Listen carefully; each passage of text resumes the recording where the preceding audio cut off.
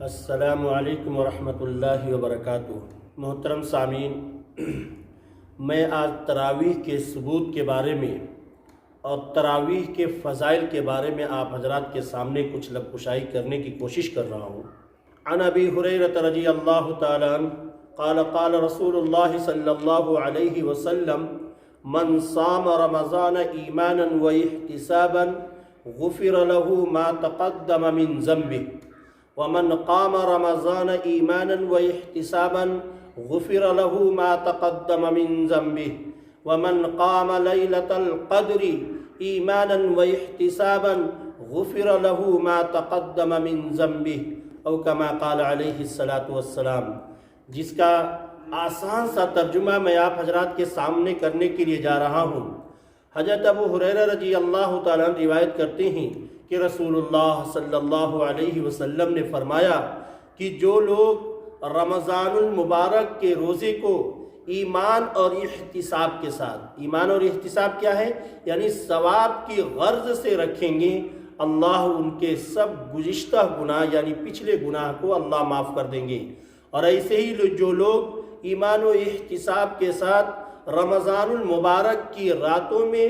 نفل تراویح پڑھیں گے، ان کے بھی پچھلے سب گناہ معاف کر دیے جائیں گے۔ اور اسی طرح جو لوگ شب قدر میں ایمان و احتساب کے ساتھ نوافل پڑھیں گے، ان کے بھی سارے پچھلے گناہ اللہ معاف کر دیں گے۔ یہ تو وہ حدیث ہوئی جو رمضان المبارک میں تراویح کی فضیلت کے بارے میں جس کو بیان کیا گیا ہے۔ اب ایک چیز میں بہت اہم چیز جو بتانے جا رہا ہوں، جو یہ کہا جاتا ہے کہ تراویح تو حضرت عمر رضی اللہ تعالیٰ عنہ کی ایجاد کردہ ہے اور بدعت ہے۔ پہلے میں کچھ اصول بتانے جا رہا ہوں کہ نبی کریم صلی اللہ علیہ وسلم اور ان کے صحابہ کے بارے میں، کہ اللہ کے رسول صلی اللہ علیہ وسلم کے صحابہ محمد رسول اللہ صلی اللہ علیہ وسلم سے اور ان کی سنتوں سے کس قدر محبت کرتے تھے کہ بڑے سے بڑے کسی آدمی کی بات کو برداشت نہیں کر سکتے تھے۔ آپ اندازہ لگائیں کہ حضرت عمر فاروق رضی اللہ تعالیٰ عنہ کے بارے میں جو کہا جاتا ہے کہ ان کی ایجاد کردہ ہے تراویح، تو میں ایک بات بتا رہا ہوں، اس پہ آپ غور سے سنیں۔ خود حضرت عمر فاروق رضی اللہ تعالیٰ عنہ کا یہ عام اعلان تھا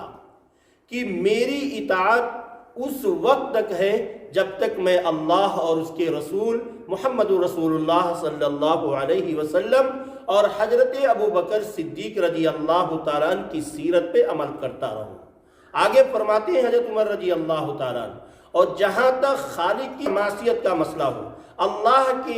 کے رسول کا معصیت کے مسئلہ ہو، وہاں پہ کسی مخلوق کی اطاعت نہیں کی جائے گی۔ اب یہ حضرت عمر رضی اللہ تعالیٰ عنہ کا قول آپ کے سامنے میں نے بیان کیا، یعنی جہاں خالق کی معصیت ہو وہاں پہ مخلوق کی اطاعت نہیں کی جائے گی۔ آگے ایک چیز دیکھیے، یہ صرف حضرت عمر رضی اللہ تعالیٰ عنہ کا رسماً یہ اعلان نہیں تھا، یعنی صرف اعلان کرنا مقصود نہیں تھا، بلکہ عملی طور پہ اس کا ثبوت چاہتے تھے کہ جو اللہ اور اللہ کے رسول کہیں وہی اہم چیز ہے، اور اس کے بعد عوام کی رائے کا کوئی اعتبار نہیں ہے۔ آگے ایک چیز میں بتانے جا رہا ہوں، حضرت عمر رضی اللہ تعالیٰ عنہ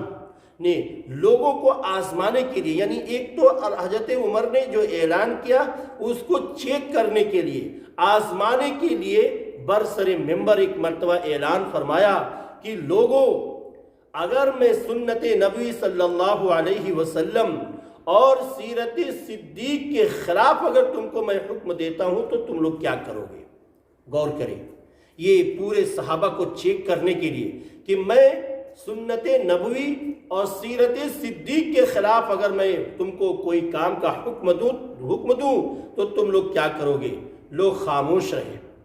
پھر دوبارہ یہ اعلان کیا حضرت عمر فاروق رضی اللہ تعالیٰ نے، تو میرے دوستو لکھا ہے کہ ایک نوجوان جو ہے تلوار لے کر کے کھڑا ہو گیا اور تلوار کی طرف اشارہ کر کے برجستہ یہ کہا کہ اے عمر فاروق رضی اللہ تعالیٰ، اگر آپ نے محمد صلی اللہ علیہ وسلم کی سنت اور حضرت ابو بکر صدیق کے سیرت کے خلاف اگر کوئی حکم دیتے ہیں تو یہ جو تلوار ہے یہ تلوار فیصلہ کرے گی۔ غور فرمائیں، یہ کس وقت کی بات ہے؟ حضرت عمر رضی اللہ تعالیٰ उस वक्त बादशाह है, अमीरुल मोमिनीन है, किसी की हिम्मत नहीं है हजरत उमर फारूक रजी अल्लाह ताला अन्हु के खिलाफ कोई बात कर लेना। लेकिन यहाँ पे हजरत उमर के खिलाफ बात नहीं थी, यहाँ पे हजरत अमीरुल मोमिनीन के खिलाफ बात नहीं थी, यहाँ पे हजरत उमर फारूक जो बादशाह वक्त थे उनके खिलाफ बात नहीं थी, बल्कि बात जो थी वो शरीयत के खिलाफ थी। इसलिए वो नौजवान खड़ा हुआ और फरमाया हजरत उमर ये तलवार जो है ये फैसला करेगी।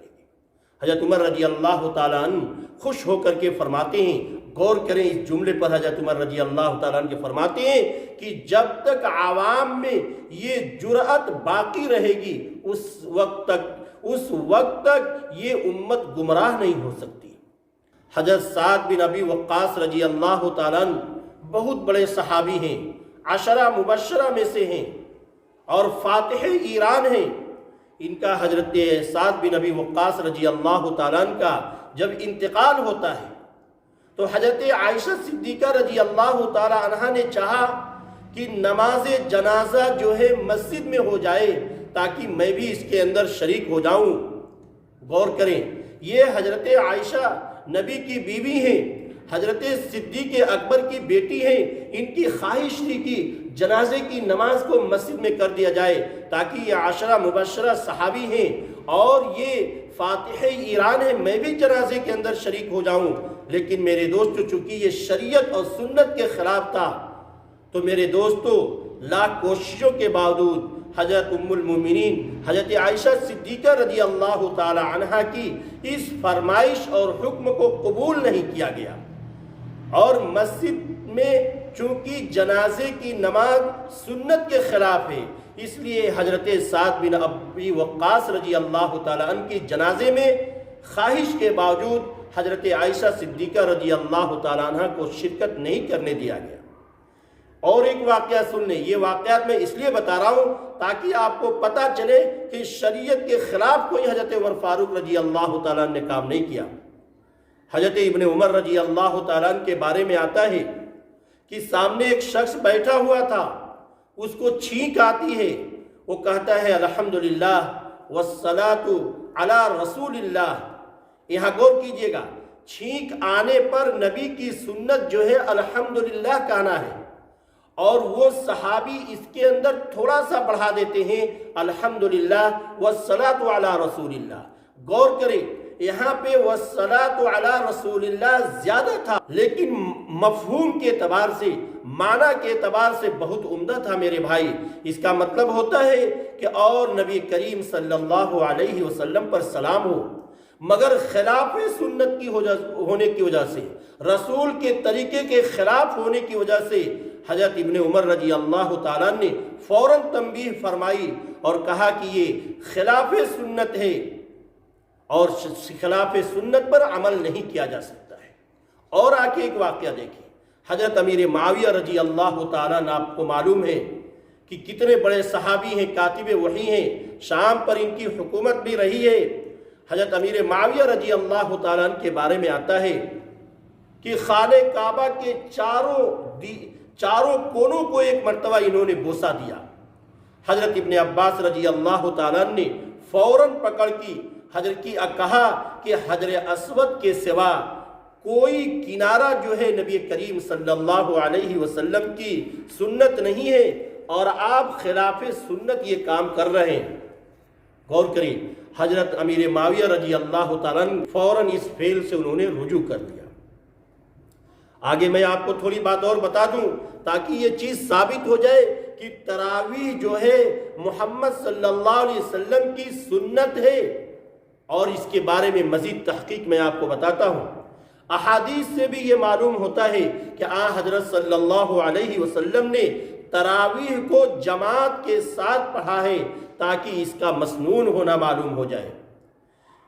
इसके बाद जमात से अल्लाह के रसूल सल्लल्लाहु अलैहि वसल्लम ने पढ़ा है, लेकिन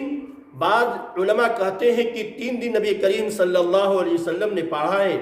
और 3 दिन के बाद अल्लाह के रसूल सल्लल्लाहु अलैहि वसल्लम ने इसको छोड़ दिया था। क्यों? उलमा ने लिखा है कि अल्लाह के रसूल का मकसद था कहीं ये फर्ज न हो जाए। اور اسی فرضیت کے اندیشے کی وجہ سے آپ صلی اللہ علیہ وسلم نے فرمایا اس کو تم گھر میں پڑھا کرو۔ گھروں میں پڑھنے کے بارے میں اللہ کے رسول صلی اللہ علیہ وسلم نے حکم دیا تھا، اور اللہ کے رسول صلی اللہ علیہ وسلم کی وفات کے بعد جو فرضیت کا مسئلہ جو اندیشہ تھا کہ ہو سکتا ہے اللہ کے رسول موجود ہوں اور تراویح کو مستقل پڑھیں تو ہو سکتا ہے یہ فرض ہو جائے، اس اندیشے کی وجہ سے اللہ کے رسول نے اس کو چھوڑا تھا اور گھروں میں پڑھنے کا حکم دیا تھا۔ لیکن جب اللہ کے رسول صلی اللہ علیہ وسلم نہیں رہے، آپ کے ذہن میں یہ بات آ سکتی ہے کہ اگر تراویح سنت ہے، جماعت کے ساتھ پڑھی گئی ہے، تو حضرت صلی اللہ علیہ وسلم کے بعد سیدنا ابو بکر صدیق رضی اللہ تعالیٰ نے اس کے جماعت کے ساتھ کیوں نہیں پڑھا؟ تو اس کا جواب یہ ہے کہ حضرت ابو بکر صدیق رضی اللہ تعالیٰ عنہ کی زمان خلافت 2 سال چند ماہ کی تھی، اور اس سے زیادہ اہم کام پہ حضرت ابو بکر صدیق رضی اللہ تعالیٰ عنہ جمے ہوئے تھے، ڈٹے ہوئے تھے اور دوسرے کاموں میں لگے ہوئے تھے، اور وہ یہ تھا کہ نبی کریم صلی اللہ علیہ وسلم کے پردہ فرمانے کے بعد لوگ نبوت کا دعویٰ کر رہے تھے اور کچھ لوگ مرتد ہو رہے تھے، اس لیے حضرت ابو بکر صدیق رضی اللہ تعالیٰ اس سے اہم کام میں مصروف تھے۔ پھر اس کے بعد میں آگے آپ کو بتاؤں کہ حضرت عمر رضی اللہ تعالیٰ نے فرمایا کہ اگر ان سب کو ایک حافظ کے پیچھے جمع کر دوں تو زیادہ اچھا ہوگا۔ پھر اسی خیال کو پختہ کر کے حضرت ابی بن کعب رضی اللہ تعالیٰ عنہ کو سب کو مقتدی بنا دیا، اور اس کے بعد دوسری شب میں حضرت عمر رضی اللہ تعالیٰ عنہ کے ساتھ گیا تو فرماتے ہیں حضرت عبد الرحمن ابن قادر رضی اللہ تعالیٰ عنہ کی دوسری رات کو ہم نے دیکھا کہ آدمی جماعت کی صورت میں ایک امام کے پیچھے نماز پڑھ رہے ہیں۔ ان کو دیکھ کر حضرت عمر رضی اللہ تعالیٰ نے فرمایا بہت اچھی ہے یہ بدعت، یعنی کتنا نیک کام ہے یہ۔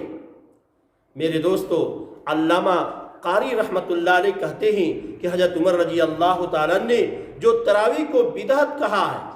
بدعت کہنے کا مقصد ہے صرف صورت کے اعتبار سے فرمایا کہ شکل اس کی ایسی ہو رہی ہے، جو جماعت کی شکل ہو رہی ہے وہ نبی کے زمانے میں نہیں تھی، کیونکہ یہ اجتماع آپ صلی اللہ علیہ وسلم کی وفات کے بعد ہوا ہے، ورنہ حقیقت کے اعتبار سے یہ بدعت نہیں ہے، کیونکہ حضرت صلی اللہ علیہ وسلم نے ہی صحابہ کرام کو گھروں میں تراویح پڑھنے کا حکم دیا تھا تاکہ فرض نہ ہو جائے۔ اسی طرح میں آگے آپ کو بتاؤں کہ باتفاق ائمہ صحیح یہی ہے کہ تراویح میں جماعت ہی افضل ہے۔ بعض علماء نے اس کے متعلق اجماع کا دعویٰ کیا ہے کہ جملہ صحابہ کا اس پر اجماع ہو گیا تھا، کیونکہ مہاجرین و انصار میں سے کسی صحابی نے بھی انکار نہیں کیا اور اعتراض نہیں کیا، اور سب نے اس میں شرکت فرمائی۔ آخری تراویح کے اہتمام کے بارے میں ایک واقعہ میں بتا کے بات ختم کرنے جا رہا ہوں۔ امام اعظم ابو حنیفہ رحمۃ اللہ علیہ سے سوال کیا گیا، لوگوں نے سوال کیا امام اعظم ابو حنیفہ رحمۃ اللہ علیہ سے سیدنا حضرت عمر رضی اللہ تعالیٰ عنہ کے اس عمل یعنی تراویح کے متعلق، تو میرے دوستو حضرت امام اعظم ابو حنیفہ رحمۃ اللہ علیہ نے فرمایا کہ تراویح سنت مؤکدہ ہے۔ حضرت عمر فاروق رضی اللہ تعالیٰ عنہ کا من مانا فعل نہیں ہے، انہوں نے کہا کہ یہ کوئی بدعت نہیں کی ہے، اور جب تک اس کی اصل حکم تک حضرت عمر فاروق رضی اللہ تعالیٰ عنہ کی نگاہ نہیں پہنچی تب تک انہوں نے اس پر عمل کرنے کا حکم نہیں دیا۔ یہ حوالہ ہے کتاب الفقہ علی المذاہب الاربع، صفحہ ہے